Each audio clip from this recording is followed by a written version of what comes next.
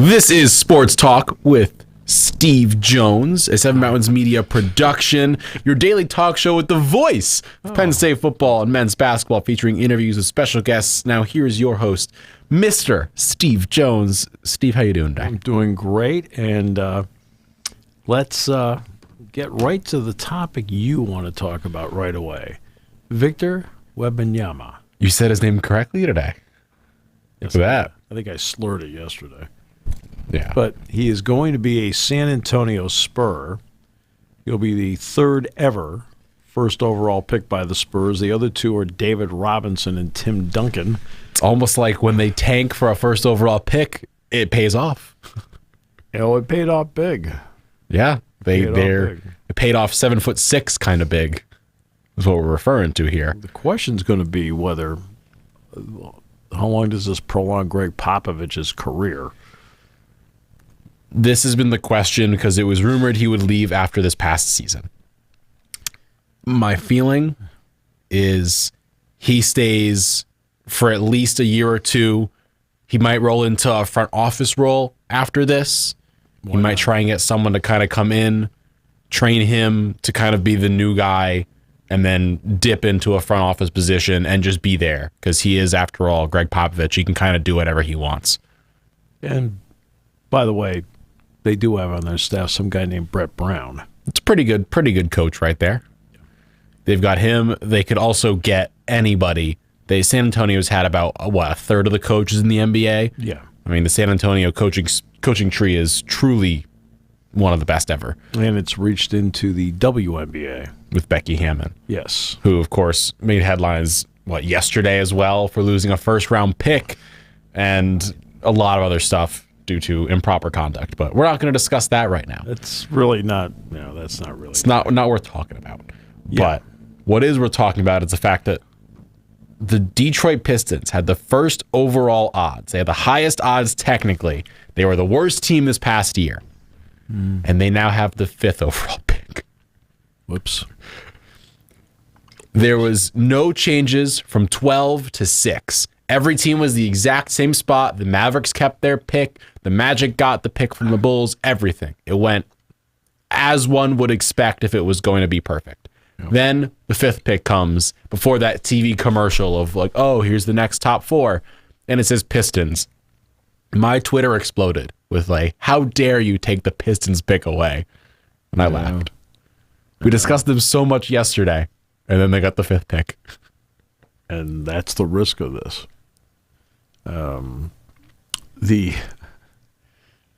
Everybody's trying to prevent tanking. This has always been the NBA's answer to it.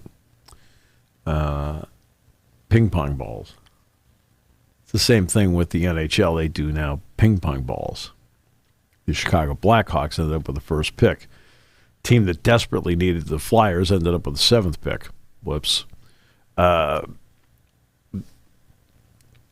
You're sitting there at 2, and it's what, Charlotte? Charlotte and San Antonio. So Charlotte was number 2. So they're sitting there, and in all likelihood, it looks like Brandon Miller of Alabama is going to be that guy. Or will they take Scoot Henderson? You know what's interesting about the G League Ignite people, or whatever they're called, whatever it is? I know nothing about them.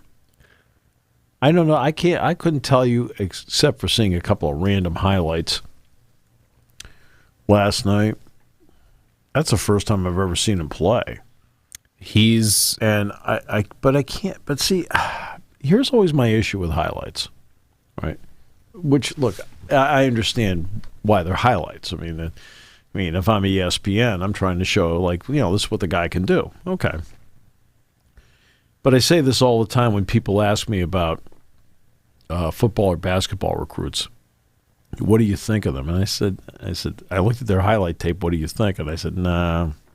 I wait till they get to practice. I said, then I watch them there. And the reason is, and I always tell them, I said, I don't blame you for wanting to watch highlights. I said, I don't blame you. I said, if I were in your spot, I'd watch highlights too. I said, I have the chance to see them finally in practice against comparable competition. I said, I also get to see not only the good stuff, but you get to see the mistakes. I said, when you want to show me a highlight tape where it shows let's just take a basketball player. Missed shots, how do they react to missed shots? A couple of turnovers, how do they react?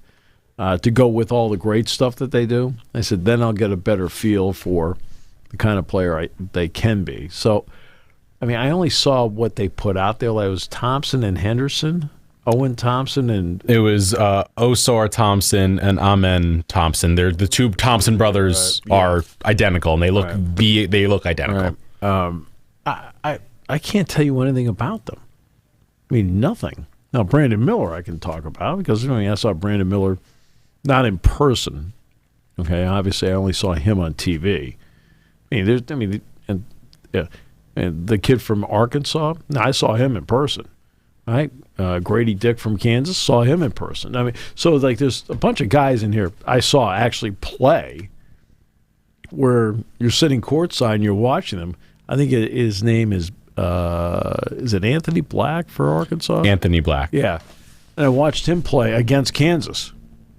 All right? Not a bad team to watch the guy against. And so you can get a real feel by what you actually see. The guys in the G League, Ignite, and what's the other? The G League, Ignite, the Overtime Elite, and the Overtime those Elite. groups. I couldn't tell you in a million years. I've never seen them play. And yet these are guys are considered to be among the top 5 picks. I don't know. It's just like with LaMelo Ball when he went overseas instead of playing in college basketball, and it worked out perfectly for him. It's worked out great. I couldn't tell you anything about him until he got to the league. Hampton went down to New Zealand. Hampton. He went down to New Zealand. Didn't play. He was going to play at SMU. And then he decided to go to New Zealand, picked up some cash. I mean, I couldn't tell you anything about him. And that's one of the deals with this. Basketball has more options. And I think in the end, that's one of the reasons why the new collective bargaining agreement, they don't have it being high school to the pros. They kept one and done in there for a couple of reasons. One, I'm sorry, I don't want to be scouting AAU games or high school games. I mean, can you blame them? There are high schools all over the place. How am I supposed to tell how good somebody is? Because, gee, I got there on a particular night and they're playing. If Scoot Henderson matches up against me, that's what you're going to. That's what's happening. Exactly, and that's what makes it difficult. And I have to travel to some small town somewhere and watch a guy play. I'm not recruiting. I'm not trying to convince him to come here. I'm trying to at least tell my team what's good and what's bad. So that's why one and done helps. Hey, let's go to the North Carolina Duke game. 5 prospects, one-stop shopping. Good. All right. That works out. So that's one. Number 2 is the difference between football and basketball is in basketball, if you want to do what R.J. Hampton didn't go to New Zealand, if you want to do what LaMelo Ball did, he played in Europe, I think, right? LaMelo played in one of those random European countries. They all went there. Him and LiAngelo. Right. And you have that option to do that. If you want to go to G League Ignite, you can do that. If you want to go to G League Elite, you can do that.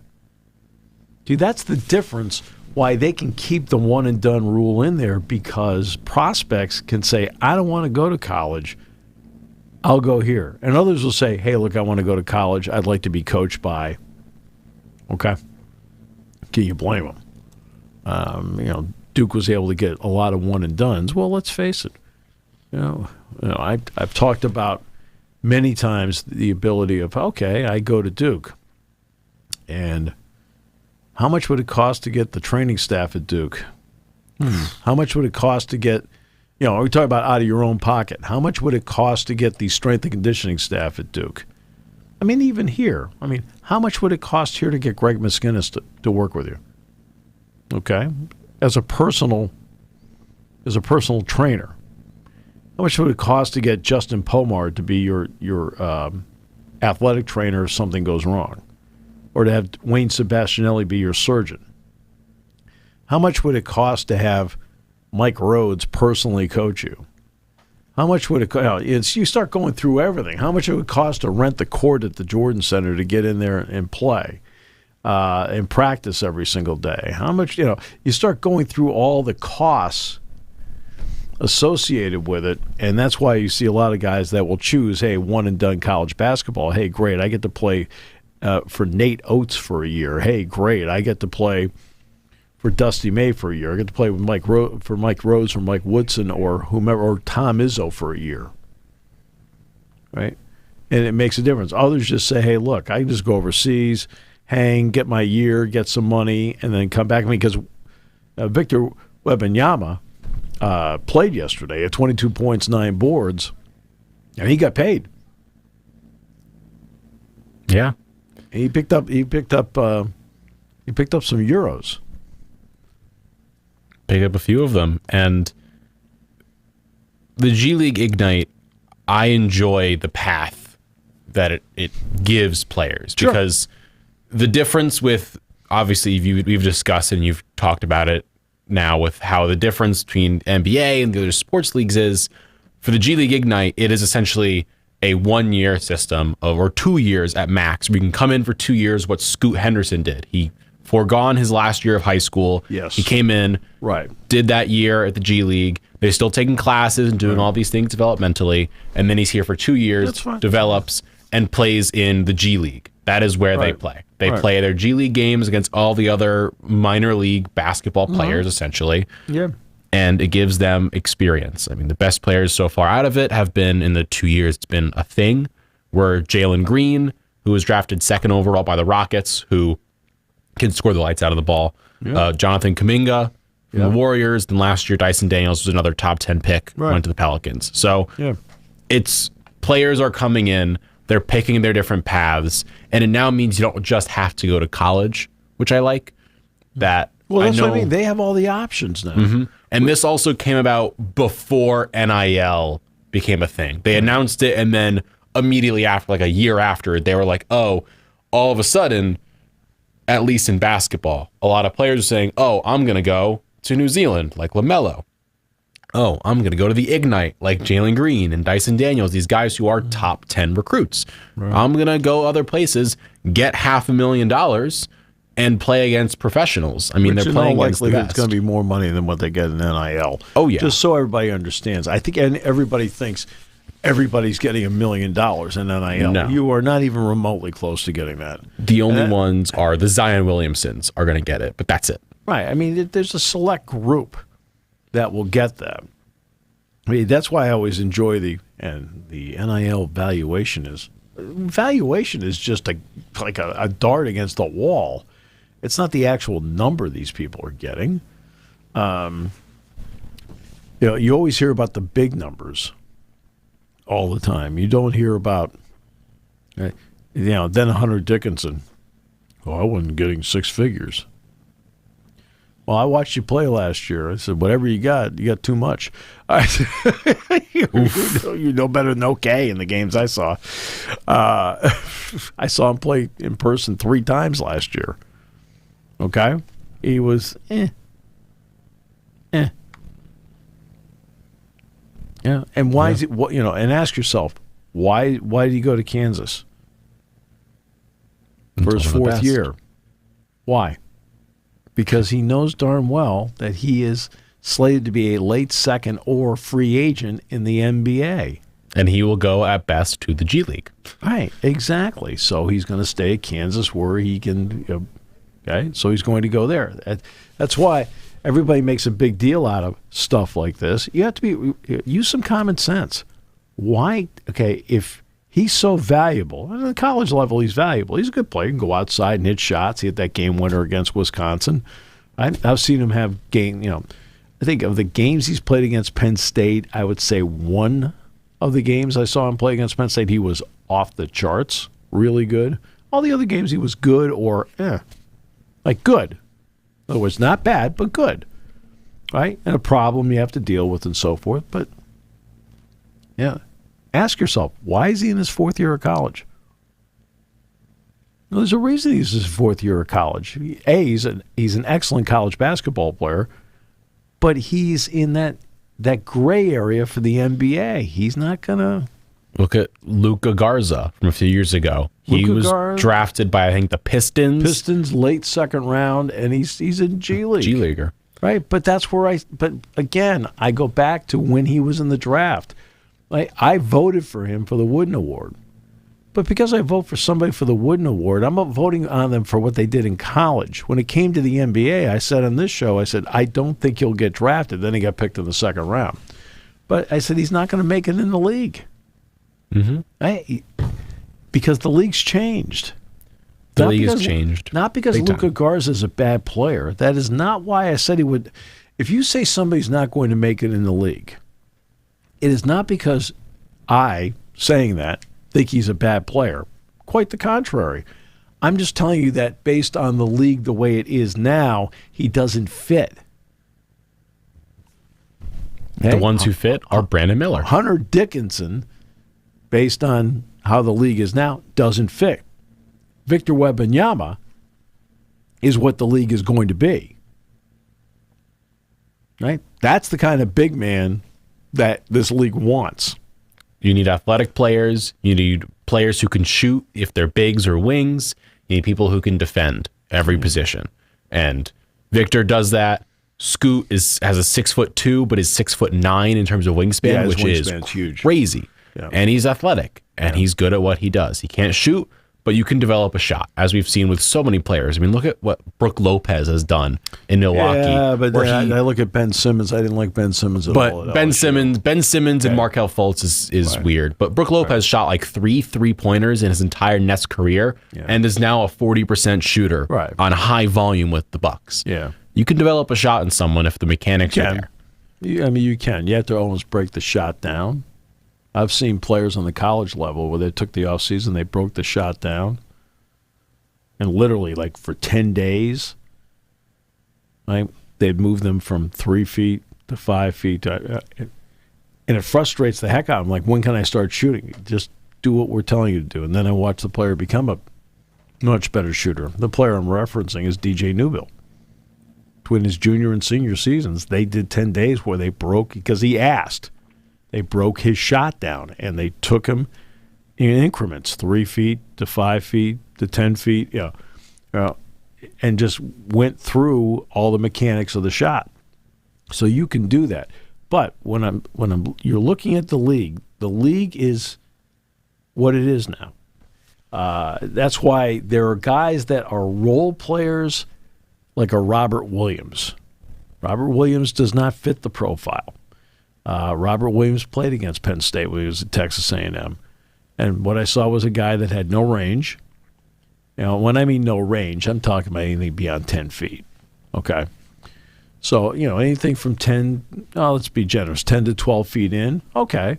And around the bucket, could finish, super athletic, could block shots, could jump through the belt, the whole 9 yards, okay? But I think he's a rarity in the league. He's essentially, with the Celtics, a role player on a shooting team. Okay, we need to have somebody that can handle this role. So that's what he's doing. He's handling that role. His job was to handle, as often as possible, Joel Embiid, and his job is going to be, starting tonight, to do what he can with Bam Adebayo. Okay. But that's his role. Right? The Celtics are going to win if, of course, he handles his role well, but also based on the shooting of Jaylen Brown, Malcolm Brogdon, Marcus Smart, and Jason Tatum. That's how they're going to win, because that's how the game is played today. How many threes can you hit? Now, let's go to Golden State. Draymond Green was a second-round pick. Steve Kerr had his press conference yesterday.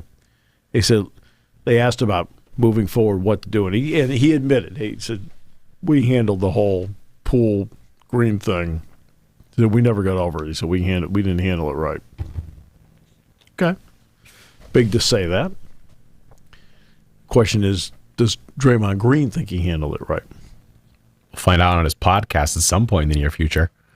Nah, I don't think I'm going to take the time to listen to it. He doesn't listen to mine, so I'm not going to listen to his. I'll listen for both of us. Great. And it's okay. In person, I've listened to him enough when he was at Michigan State. But he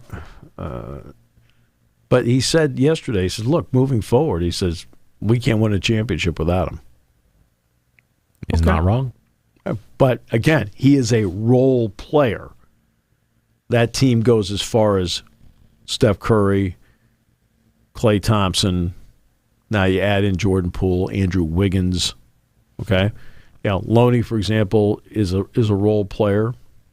Green's, but they're really good role players, like upper stratosphere role players.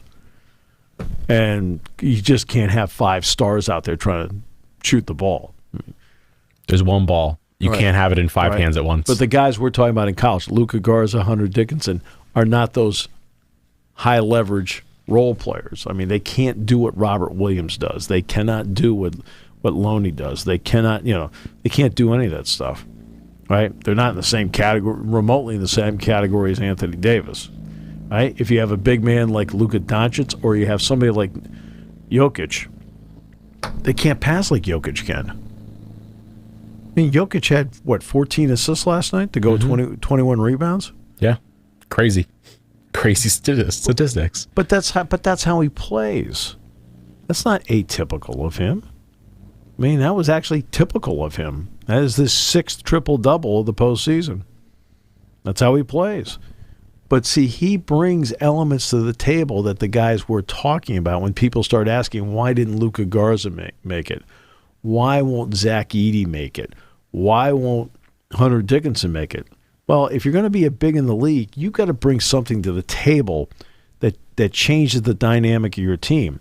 Robert Williams is not a star, but he brings a dynamic the Celtics need to go with the guys that do the scoring for them. Jokic is a big man that brings the whole package of player to the table.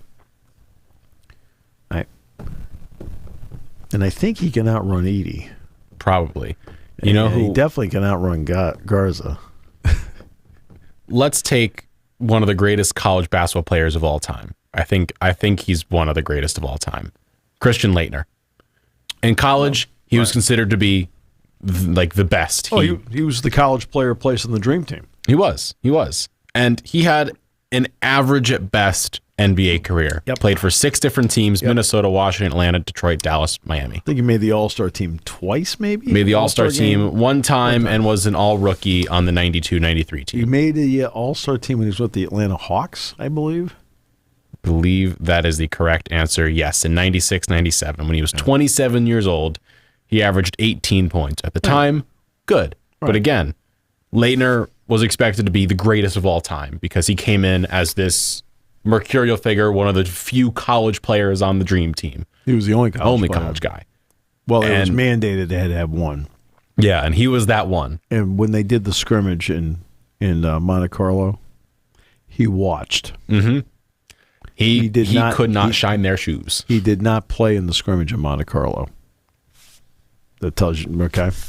No, it's just not in that category, not in that class. Yeah. Doesn't matter if you're the best of all time in college. If you do not fit the system the NBA has or do not fit a specific role, you're not going to get it. Tyler Hainsborough, again, great college player, didn't do a crazy amount in the NBA. But you know what's interesting? They did about each one what I thought they would do in the NBA. But that's the thing, is they did exactly what you thought they would, not what you assumed they would do. Hainsborough was in there for 6 years. Yeah. 6 years, and he did respectfully diddly squat in the NBA. Right. So the NBA moving forward is under the mode of what you see in a Victor Wembanyama. That's a 7'5", 7'6" big man with guard skills. Okay. I mean, what do you think makes Anthony Davis special? Anthony Davis, as a sophomore in high school, was 6'2" and a point guard. May have been a freshman, but he was a 6'2" point guard. He had a growth spurt. They got him to 6'10", 6'11", while maintaining his guard skills. I mean, that's a rarity. Jokic is a big man that has guard skills. Maybe not dribbling guard skills, but he's got passing guard skills. Yeah. He's a better passer than, let's see, Marcus Smart's a guard. Jokic is a way better passer than Marcus Smart is. Mm-hmm. Okay? But that's what Wembanyama brings to the table. He can pass. He can shoot it. He can block shots. He can run the floor. He can face up. He can hit threes. He is the future of what the league is. Brandon Miller can shoot threes. He's a high wire act. Great athlete. Runs the floor. Blocks shots. Whole deal. What's interesting is, did you see the quote the other day? It was LeBron James talking about his son, and he felt his son was better than some of the players in the league already. I did. Okay. That's not where I'm going to go with this. Okay. I'm going to take it to the player. Who was the veteran? That talked about it? Yeah. It was DeMar DeRozan and Paul George on DeRozan. Paul's podcast. And they both said there's a third of the guys in the league that shouldn't be there. Well, they're not wrong. They're not wrong. There are guys that make this league where I sit back and go, really? I mean, what's the thought process here? There are guys in the G League that are a little bit better. And a big part of their point is there's a lot of guys that are here that are just here for the money and not here for basketball. Yep. And the guys who are the best usually are here because they love basketball. Look at KD. KD has said multiple times, I don't really care where you put me. That's why he was okay with going to the Warriors. I don't care if I'm the star. I just want to play basketball. Yeah. I'll go play wherever, whenever. If I'm hurt, cool, I'll play. Yeah. He does because he loves basketball. And so that's what separates so many players. And that's why LeBron said it, because he's like, I love basketball. Bronny loves basketball. And there's a lot of guys that just don't love basketball. Because it's a job to them. It's the one thing they know they can do. They can get some cash, and that's what they're trying to do. And I'll give LeBron credit last night after the game. They were asking about the comeback. Because I think, what were the Nuggets up, 20? They were up 20-something. Yeah. And so the Lakers got it down, to 3-1 at one point? They got down to 3 off some crazy shots. They said, what does this tell you? And he says, nothing, we lost. He says, I've been through this 1,000 times. He said, didn't win the game. I said, it doesn't matter. He said, we got to win game too. See, that's the kind of perspective you need. It's like, well, it's like, oh, well, what? Yeah, you didn't win. Okay. The ACC meetings have finished. Oh, boy.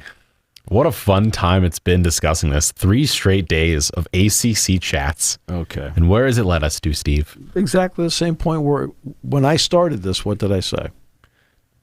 The ACC is screwed. Okay. That nothing's going to happen. Right?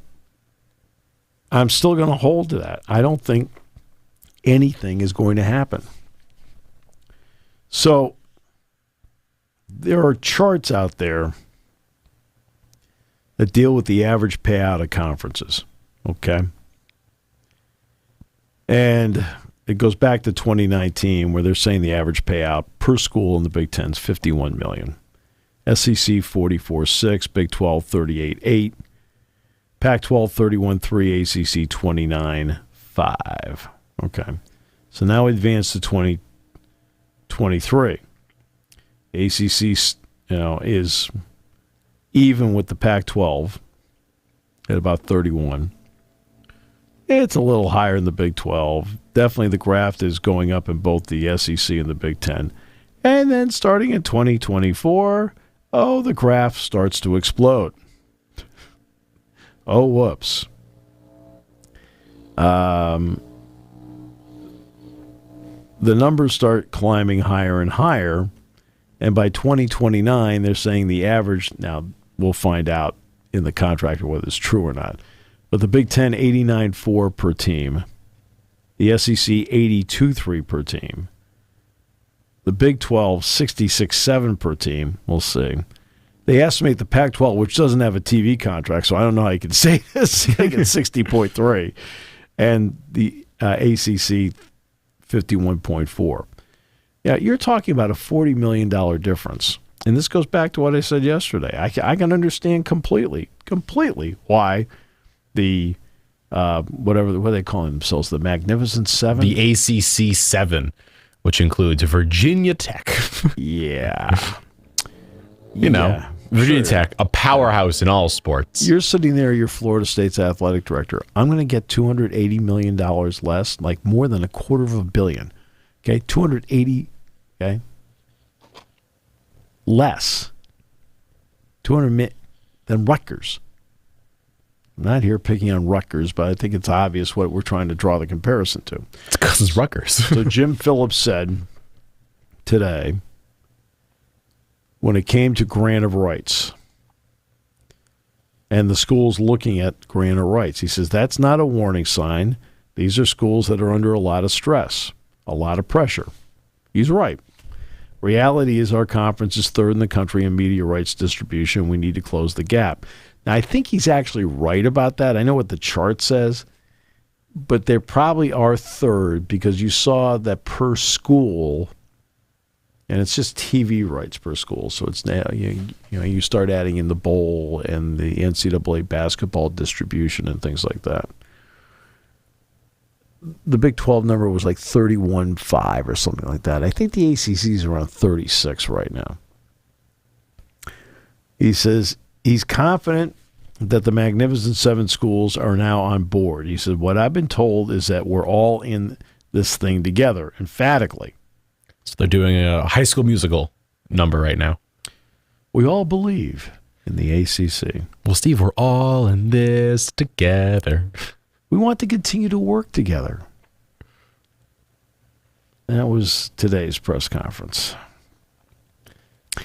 I keep maintaining, and this is not where I'm sitting here saying, Now, have I ever talked to other people about expansion? Have I ever talked to other people about the state of where this is? Sure I have. But they've only just been casual conversations, with people I think that know something. How about that? And you're like, well, how do you do that? Pick up the phone? No, I'm in Chicago at the Big Ten tournament. So you talk to people. You're at the NCAA tournament. Hey, you talk to people. Hey, because everybody, it's like a central gathering spot where you can just in casual conversation pick up a little bit here, a little bit there, whatever. But what I've been delivering on opinion has only been, especially lately, has just been on common sense. I haven't talked to anybody about this in a couple of months. What does common sense tell you? Yeah, I've got an agreement. The agreement was put together years ago. Why? What was the purpose of the agreement? The purpose of the agreement was that we lost Maryland to the Big Ten. They paid an exit fee. All right. We want to get the ACC network because the SEC got a network in 2014. The Big Ten started BTN in 2006 or 7. Okay. So we want one. How do we handle this? Well, let's see. We lost Maryland. We want the network. So we're going to do a long-term contract, but we're going to make sure we're going to have a grant of rights where nobody else leaves. Oh. Why did the Big 12 start the grant of rights? Why? Because Nebraska went to the Big 10, Colorado went to the Big 12, Texas A&M went to the SEC,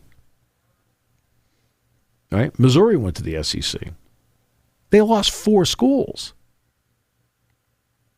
So that's why they started the grant of rights.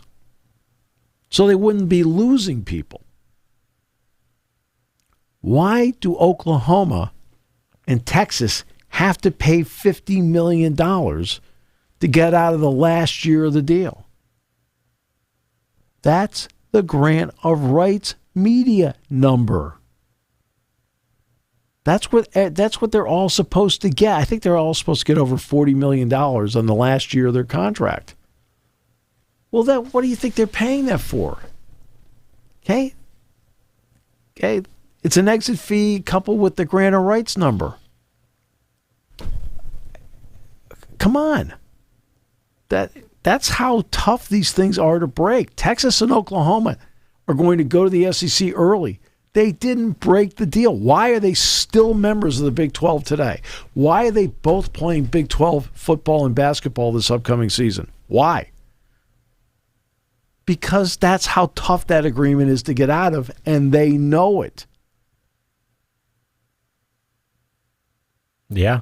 And then when they finally brokered the agreement essentially an exit fee coupled with what the grant of rights number would have been on media rights. Okay, like you have to use some common sense as to why. Okay? Texas is an exponentially more powerful entity in terms of brand than Florida State, Clemson, or anybody. They're exponentially. They're among the elite brands. The elite brands in this country are USC, Texas, Notre Dame, Penn State, Ohio State, Michigan. You start going through. Those are the. You got to start thrusting Georgia in there as an elite brand. All right, Alabama. These are the elite brands. Now you start going to secondary brands. Clemson's in this.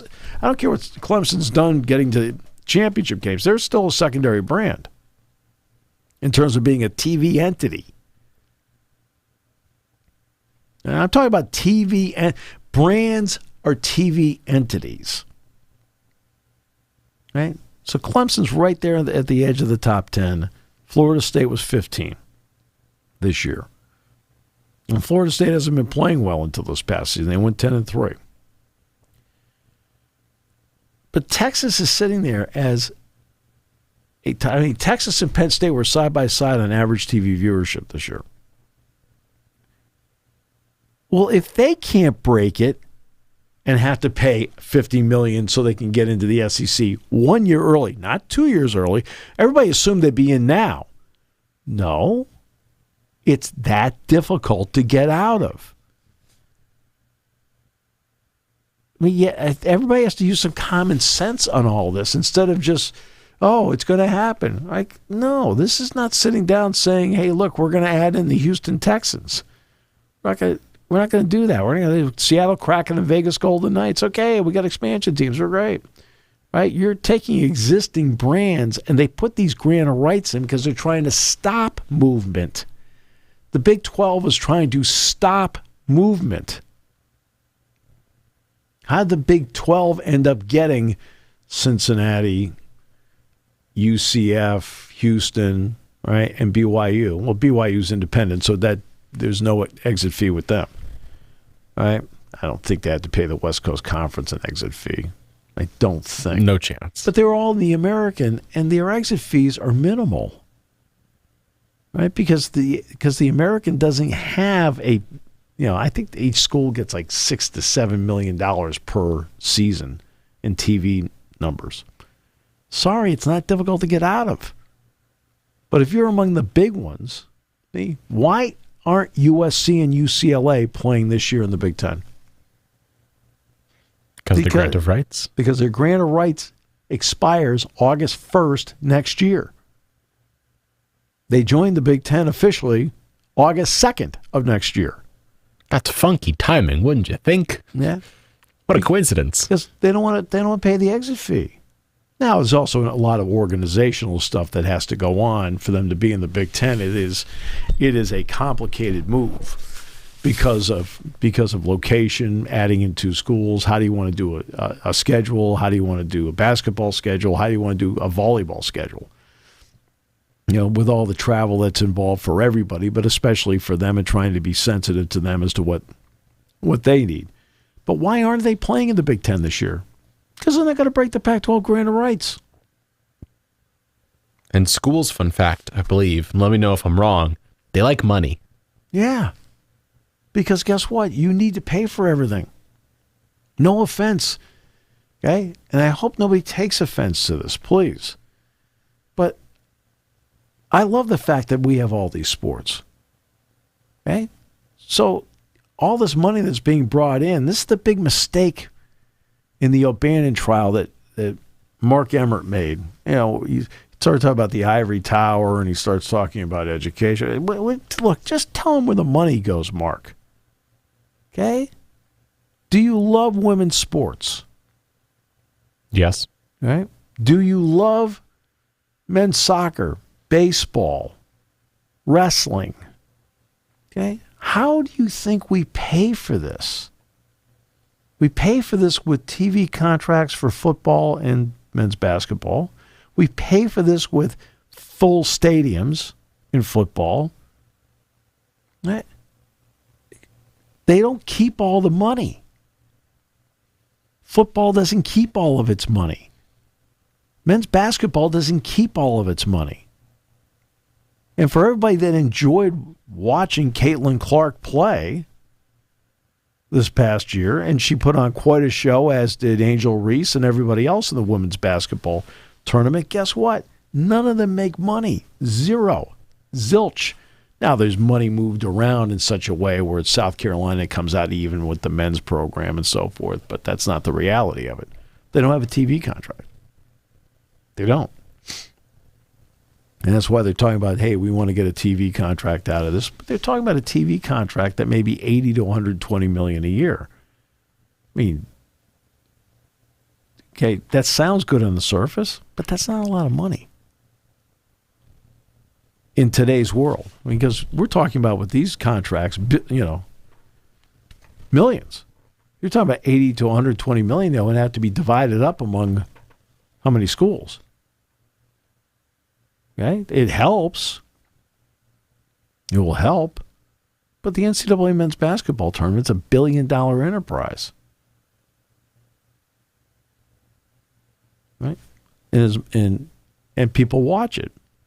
I mean, the Penn State Texas game was a second-round game. It had 6.6 million viewers. The NCAA women's semifinal had 5. Okay? Which is great. But if you love all these sports, that's where the money's going. And that's why, they're talking about the gap here. Clemson's down to 20 sports, for example. I don't know what Florida State has.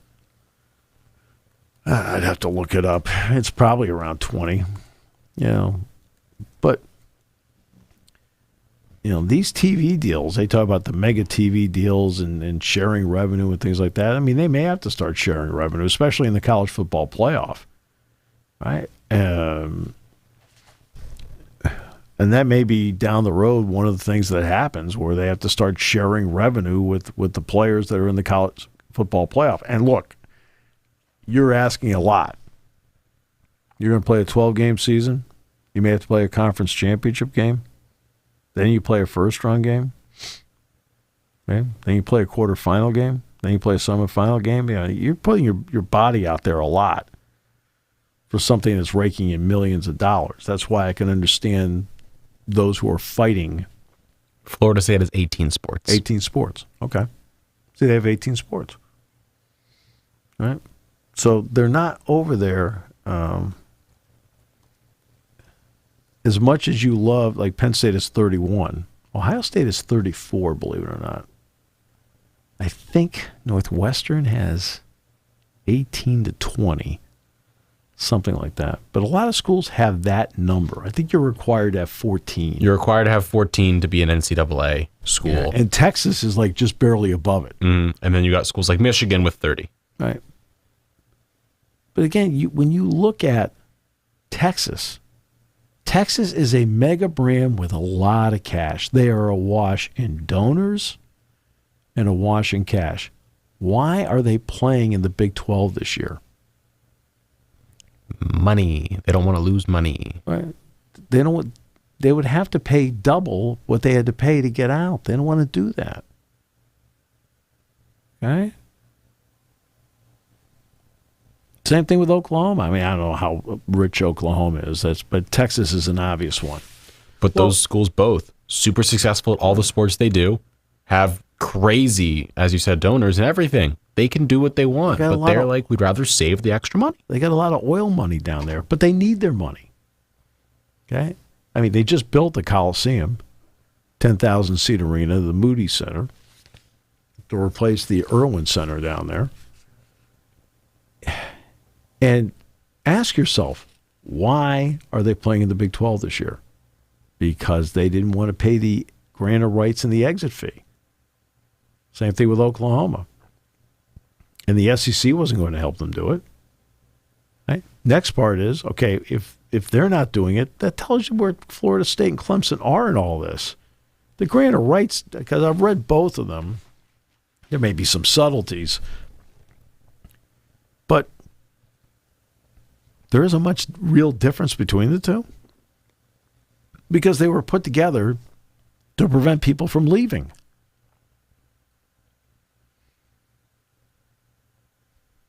I mean, that's why it was put together. Well, all the big ACC presidents signed on to this extension to 2036 to get the ACC network because they wanted to carry softball, baseball. In fact, next week there's a Big Ten golf outing I'm going to. Wes Durham, who's on the ACC network, was invited to come. Wes can't go because the ACC baseball tournament's next week, and he's doing the games, right? Now, each one of us gave him a bucket of you-know-what. Like, what are you doing? No, just to give Wes a hard time. But, but that's why they put it together, so they could showcase ACC soccer, showcase women's soccer, showcase volleyball. I mean, that's why they wanted to showcase all these other sports.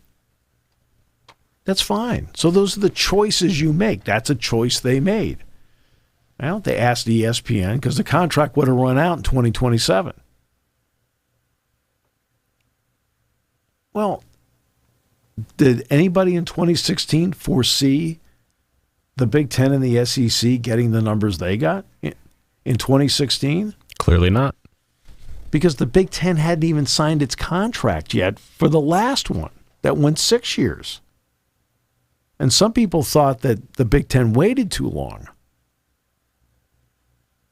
See, you got to put yourself back in the moment as to when they signed this. The Big Ten is at the end of its contract. They're the last one to go out. Jim was able to go, Jim Delaney, 6 years. He was able to get Fox in to be the lead. All right. And then by going last and going only 6, it allowed them to go first this time. Well, technically, the SEC did their deal with ESPN first. Right? But it allowed them to get right in there and do this. And then they struck this deal. Well, that's what happens when you get the brands behind you. That's what happens when you have the brands behind you. They've got the markets and the brands. They've got, and why last year at this time, they were going to say that the Big Ten was going to get its deal done by Memorial Day. Well, Memorial Day came and went. Nothing happened. Well, what happened is that, hey, by the way, we might have USC and UCLA in here. And so it ended up getting more money, but it also changed the dynamics of the contract. Okay. Well, this is what's happening with the ACC. I don't blame them for being mad about this now in 2023. Hindsight's 2020. But 2016, and when you put it back, okay, this is what they wanted. You wanted to showcase their other sports because they saw Big Ten Network, they saw SEC Network. Pac-12 networks hasn't worked out very well. But that's the way it was. And now they're sitting here today. You all signed it. I think they know they're stuck. They do. But what do you do now if you're the ACC? What do you do if you're a Clemson, a Florida State? I don't know what you can do. Because if you're locked in with ESPN, which they are, and ESPN's not going to come back and say, here's more money. They're like, we already got a deal. We're bidding on the NBA. They're using that money on the NBA and Pat McAfee. They don't need to use it on anyone else. Exactly. So you're sitting there, you say, well, what about streaming? Well, you're locked in with ESPN. They have ESPN Plus. So you don't have any streaming option because it's already taken. So there really isn't much they can do. Now in 6 years, when the grantor rights number is lower because now you've eaten up years. Question is, how far behind are you? The one thing they're going to get, though, in terms of extra money is going to be out of the college football playoff because the champion is assured a spot, which is big. And everybody's going to get a cut of it. That's big. So Syracuse, when they win the championship, they'll get that money. That's good to know. Sure. Yeah. You do a lot of music, right? Yeah. Yeah. You ever hear Aerosmith? Yeah, I've heard Aerosmith a time or two. Yeah. You ever hear the song Dream On? I think the sad part is I knew exactly you were going to say that song. Yeah. We'll be back tomorrow. Thanks for joining us on Seven Mountains Media. And of course, thanks for tuning in to Sports Talk with Steve Jones, a Seven Mountains Media production. Check back daily for all the latest sports news and analysis with the voice of Penn State football and men's basketball, Mr. Steve.